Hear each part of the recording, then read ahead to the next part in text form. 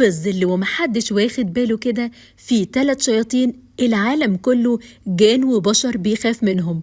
اتذكر عنهم بالتفصيل في كتب ووثائق بتتضمن أحداث عنهم وعن حالات تلبسهم وعانوا بسببهم وفرقوا الحياة.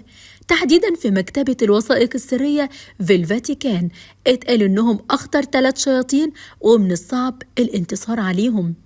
بافوميت، الشيطان اللي براس تيس وجسم إنسان، اتربط بالسحر الأسود وعبادات غامضة. في ناس بتقول إنه رمز للشيطان نفسه وبيمثل القوة المظلمة اللي بتوازن الخير.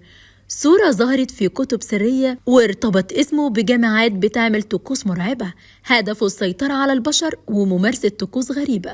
بازوزو، شيطان من أساطير بابل القديمة، كانوا بيقولوا إنه سيد الرياح الشريرة وجالب الأمراض والمجاعات. المدهش إنه في نفس الوقت كان بيتقالوا إنه يقدر يطرد شياطين تانية أشرس منه. بازوزة اشتهر للعالم كله لما ظهر في فيلم ذا إكسورسايد اللي بيحكي قصة تلبس حقيقية لواحدة من ضحاياه. فالاك اتعرف مؤخرا من أفلام الرعب زنان، لكن أصله قديم جدا، مذكور في كتب سحر العصور الوسطى. بيتوصف إنه طفل صغير بيركب على تنين له جناحين ومع جيش من الأرواح الشريرة. في الحكايات الشعبية بيتقال إنه شيطان مخادع بيظهر في شكل راهبة علشان يثير الرعب أكتر.